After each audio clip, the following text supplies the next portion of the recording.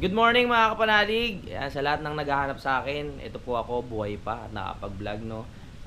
So hindi pa ako ganong makasigaw-sigaw, hindi pa tayo masyadong mailabas ang energy, so kailangan mag-control muna.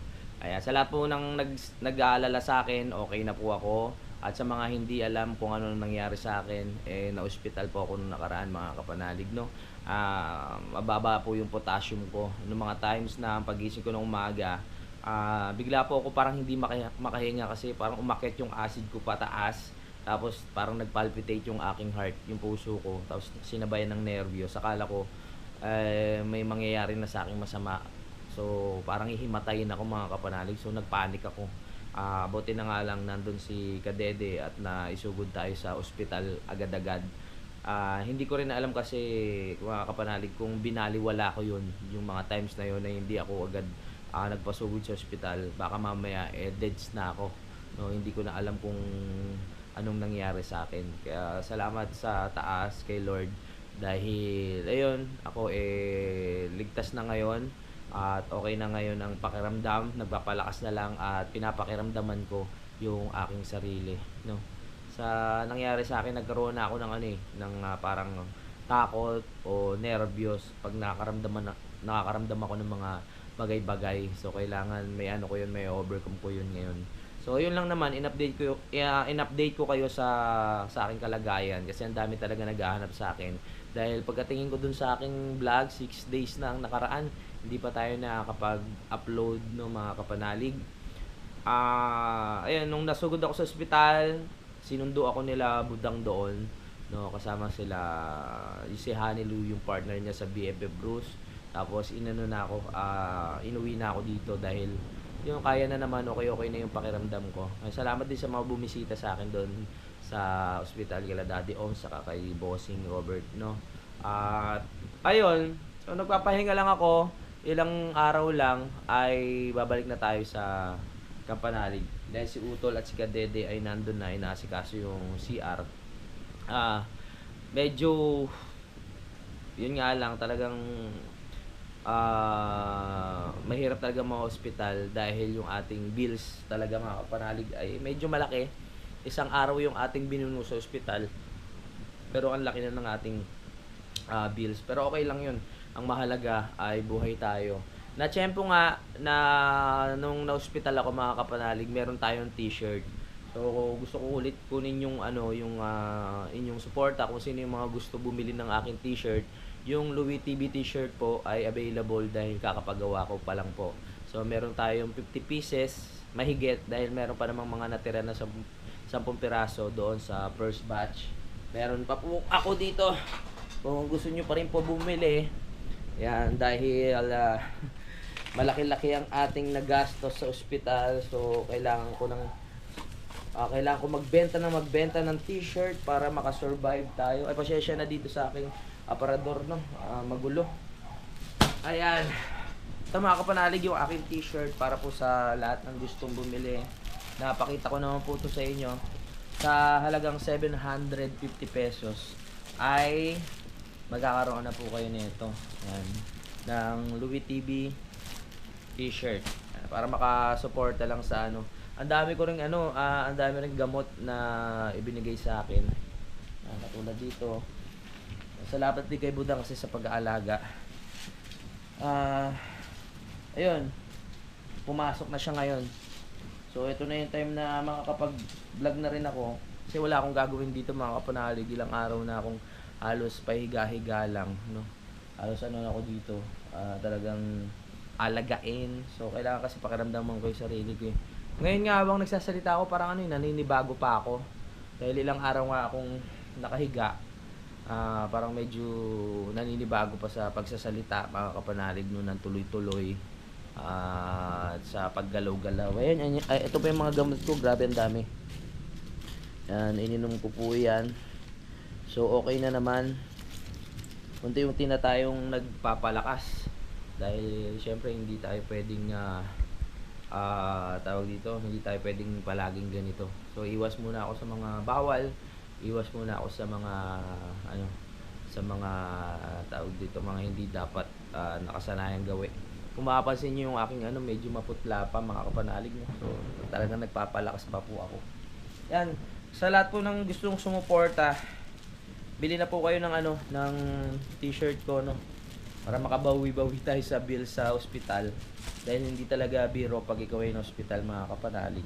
Lalo na kung talagang ano, buti nga meron tayong ano, kahit pa paano naiitago, 'di ba? Kung wala, eh di paano na. So, po, sa lahat po ng gustong bumili, bili na po kayo. PM po kayo sa aking Facebook account. So, ito po yung Louie TV. Ayan. Pwede rin naman po kay Mira Luna. Medyo nahihirapan pa po kasi akong tawag dito, mag-entertain o mag-type kung ano yung mga gusto kong i-type. O kaya naman, kaso nga lang medyo nahihilo-hilo pa ng konti. Yan. Kausapin nyo po siya o ako pwede na rin po sa akin kung paano makakabili nitong Louie TV t-shirt. So sa halagang 750, magkakaroon na po kayo nito. May kasama pa siyang shipping fee. Okay? So, kayo na pong bahala. Maraming salamat po at hintayin ko na lang yung chat nyo sa lahat ng gustong bumili. Maliligo muna ako, parang ano na akong hindi naliligo, 2 days pa, panalig no. Pagdating ko dito kasi, nakaligo ako isang beses, tapos kahapon hindi, tapos ngayon hindi, bali 2 days na mga kapanalig, hindi ako nakapaligo. Kaya tara, iklian lang natin tong vlog na to. Gusto ko lang kayong maging updated, no. Yung iba kasi nag-aalala, yung mga nagpi-PM. Kung sa tutusin lang, ayoko sana ipaalam. Si Utol nga nung mga time na nag-update ako sa kanya, sabi ko, Tol, nagkaroon lang ako ng problema. Tapos nagpasa ako sa kanya ng picture. Hindi ko alam, pinost pala ni Utol. Sabi ko, Tol, pakibura. Kasi syempre, ayoko rin mag-alala yung ano, yung mga subscriber, ayoko rin mag-alala si Dang. Kasi nung mga time na yun, hindi ko talaga pinapaalam kay Dang na nasa ospital ako eh. Na ano ako sa ospital siguro mga 8 or 9 ng umaga. Kaya mga ganun, nasa ospital na ako. Nalaman na lang ni Budang, ano na, gabi na mga kapanalig, no? Kasi nga, yun, nakita na rin sa post ni Utol. Tapos sinabi ko na yung totoo kung ano yung nangyayari sa akin. Ayun, nalaman niya. So, pumunta sila doon. Kasi inasikaso na nila kasama yung partner niya sa BFF Bruce. Inasikaso na nila yung mga kailangan asikasuhin para mailabas ako. Tapos ayun na. Nakarating tayo dito sa Nabotas. Tapos yung nagpa-check na rin ako sa puso nung nakaraan dito, yung to the echo ba tawagin yun. Normal naman mga kapanalig, no, wala naman tayong problema sa puso. So kailangan lang talaga magpalakas. Ngayon, kailangan natin magpalakas. So maliligo muna ako. At ayun, ulitin ko lang po. Bili na po kayo ng aking t-shirt. Yan. Para makasuporta. Marami pa akong gamot na bibili. Hindi pa. Excuse me. Hindi pa ako masyadong pangulit ng gusto. Pero may babalik natin yan. Kung excuse me ano lang. Konting, unti-unti nating exercise ulit. Hindi na tayo maging pasaway sa ating health, no? Tara na. Liligo muna ako para maging fresh kasi pag hindi ako nag-vlog, maghapon lang ako nakahiga dito.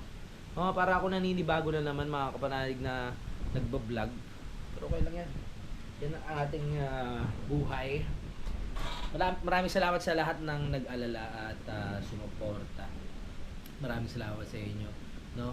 At yun, maraming salamat kay Idol Jumper Sniper, kay Boss Dick, sa lahat ng nakausap ko. Sa Team Kapanalig, maraming salamat sa inyo. Sa Team Kahon, thank you so much. Sa mga solid subscriber natin, hindi ko na kayo maisa-isa kung ano, syempre alam nyo naman. Yun lang. Naligo muna ako. Yung ano nga pala namin, so wag na natin pag-usapan yung mga ganung bagay para makaano na tayo, maka-move on, makalimutan na natin yung mga nangyayari. Kasi pag naisip ko yung mga nangyari, nalulungkot ako mga kapanalig. Talagang ko naiiyak, no? Naiiyak sa lungkot at hindi ko akalain na paano kung nangyari ngayon natuluyan ako, paano na, di ba? Kailangan magpakabait na talaga tayo. Salamat Lord. Tara, yung yung aso namin dito si Chinchin, nanganak na pala mga kapanalig, ipapakita ko sa inyo. Si Papa wala na kasi dito, inihatid si Budang sa trabaho. No? At salamat rin kay Budang sa pag-aalaga dahil ilang araw siyang absent para lang subaybayan ako, alagaan, tingnan kung anong kalagayan ko. Kaya the best talaga si Budang.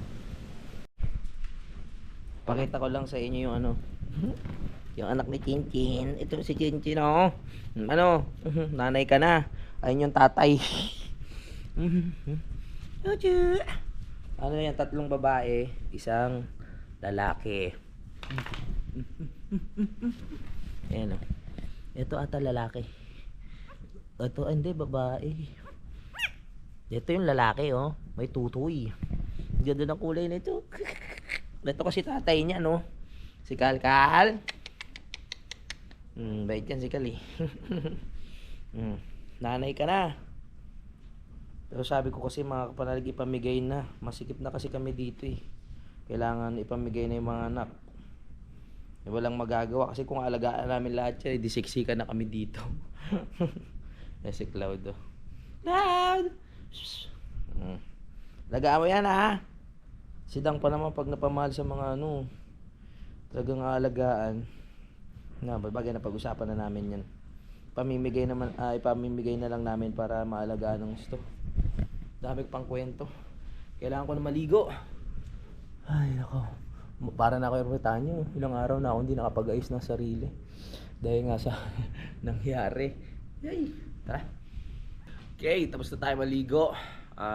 Pag ano na tayo, mamaya pagkaya ko lumabas, magpapagupit muna ako. Tapos mag-aayos muna ako ng sarili. Para bumalik yung dating sigla ng aking mukha. Papadede na si Chinchin. Yan. Padede mo yung mga anak mo. Nanay ka na, Chinchin, ha. Parang kailan lang, ha. Tara. Ilang araw na ako halos nakahiga lang doon sa taas. Kaya nakakapanibago talaga. Nakakapanghina pag laging nakahiga. Pero syempre, hindi naman natin pwedeng persahin yung sarili. Pinapayo talaga na magpahinga muna. Baka mamaya pag tayo bigla na lang nag-exercise, kung ano naman yung maramdaman natin. Unti-untiin lang. Wala akong damit dito. Yun, fresh na naman ang panot. Yan sa buong buhay ko mga kapanalig. Ngayon lang ako nakainom ng gamot na ganito karami. So halos sunod-sunod yung inom ko na yan mga kapanalig. Minsan nakakaulaw na, may vitamins at kung ano-ano pa. Yan, sidang yung nag-ano yan. Sidang yung nagpainom sa akin, no? May mga oras yan, may mga listahan. Ito, ayan, ang dami, oh. Ganda nga ng pagkakaano ng listahan ng ano, hindi ka malilito ng tawag dito ng reseta. Tama ba? Ayan, oh. Hindi ka malilito kung anong oras. Ayan. Tapos Tagalog pa. Hindi katulad ng mga sulat ng doktor minsan, di ba? Sa mga reseta na ganun-ganun lang, tapos hindi mo maintindihan. Ito talaga naka-by schedule pa talaga, no? Hindi naman natin habaan tong vlog na to mga kapanalig. Gusto ko lang mag-update sa inyo para hindi na kayo nag-aalala. At para yung mga naghahanap din sa akin ay yan, nandito pa po si Louie TV na nagpapalakas lang. At syempre, kinuha ko na rin yung pagkakataon na to para nga alokin kayo ng t-shirt, no? Bili na kayo para makasuporta din sa mga, alam nyo na, buti na lang may t-shirt tayo na pwede nating i-alok, no? Kahit pa paano nakakasuporta sa ating mga kailangan, lalo na ngayon hindi tayo nakapag-vlog ng tuloy-tuloy. Kaya maraming salamat po talaga sa inyo. So ang oras natin 9:34. Kung kakayanin ko na makabalik sa Kalakaan ng Lunes, babalik tayo para back to normal, makapag-exercise ng maayos. Sa tingin ko nakuha ko rin talaga ito sa ayun nga, sa pag-inom, hindi lang sa pag-inom ng alak mga kapanalig, sa suka rin siguro. Kasi ang lakas ko sa suka eh. Alam niyo isang malaking bote na nabigay sa akin ni Kagrasa, yung bote ng suka na malaki, mga ganyan. Naubos ko yun. Tapos yung isang cornic na malaking boy bawang na malaki, ako lang nakaubos dun mga kapanalig. Kaya sabi ko grabe. Kaya yung acid ko sobrang taas. Ang acid kasi pag umakyat yan, nagkakaroon ng heartburn na tinatawag. So alam mo yung heartburn, may sakit ka na sa puso. So nagkakaroon tuloy ng nervyos, no? Yun talaga. At marami magpapatunay niya katulad si Daddy Oms, no? Mga ganyan din yung nararamdaman nila. Kaya sabi ni Daddy, yung mga nararamdaman ni Daddy ngayon ay malamang maramdaman ko rin sa susunod na panahon pag hindi pa ako nagpakatino o nagpakaayos sa mga kinakain ko. sa sobrang inom din. So aminado naman ako dun mga kapanalig, no. Alam ko namang hindi na ako pabata, no. 34 years old, so kailangan mag-control na rin sa lahat ng kinakain at ginagawa. Ay, salamat talaga sa Lord kasi kundi dahil parang feeling ko madededs na talaga ako ng mga panahon na yun mga kapanalig, no.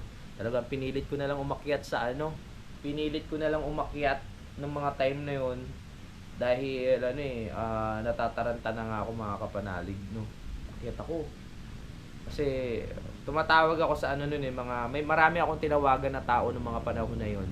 Kaso nga lang mga busy sila. Hindi naman ako hindi naman ako ng sama ng loob o nagtampo o talagang hindi lang nakasagot mga kapanalig. Gusto ko kasi ng mga times na kahit sidang nung mga time na tumatawag ako para lang masabihan sila na yun nga may nararamdaman ako na parang hindi ako makahinga na naninervyos ako mga kapanalig. Para gusto kong kontakin sila para kahit paano merong nakakaalam na yun nga emergency na nangyayari dun sa baba.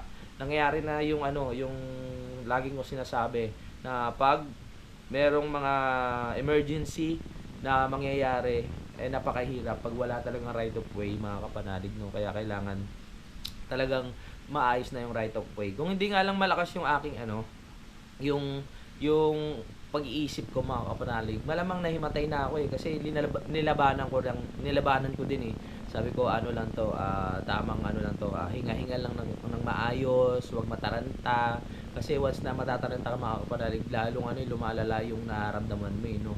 Minsan talagang mali rin pala yung sobrang yung buga ng hangin, yung hinga, kailangan control lang. Ayun yung mga natutunan ko. Maraming nakaka-experience na ito mga kapanalig, no, nagkakaroon ng anxiety, ganyan. Pag makaramdam ng konting hilo, iisipin nila at saglit, may problema na ako sa ganito, may problema na ako sa ganyan. Diba? Pero mas maganda pa rin talaga yung magpapakonsulta, magpapa-check up. Yun, mas marami akong natutunan sa nangyari sa akin ngayon mga kapanalig. Hindi tayo palaging malakas, hindi palaging kaya natin. May mga times din na talagang bibigay yung katawan hangga't maaga talagang alagaan natin, no. Huwag natin aabusuhin. Yan. Gusto ko lang din magpasalamat kay Utol kasi nandun na nga siya, no, inaasikaso na.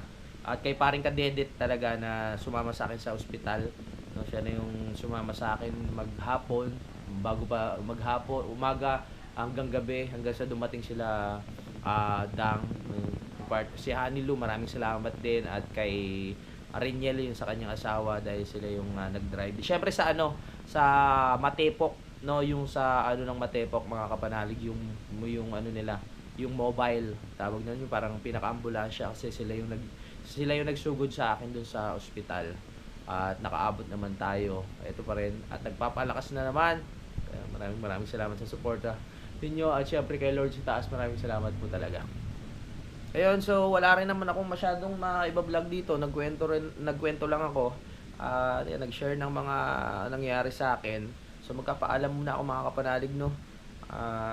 Kita-kits lang po pag ako naging tuluyan ng okay at nakabalik na ng kalaka. So ulitin ko lang, bili na po kayo ng t-shirt mga kapanalig. PM po kayo sa aking Facebook account. Nilagay ko na naman yung link ng aking Facebook account sa description. Pindutin nyo lang po yun, tapos pwede na kayo mag-message para makapag-avail na po. Maraming salamat ulit. Bye-bye. Huwag na kayo mag-alala.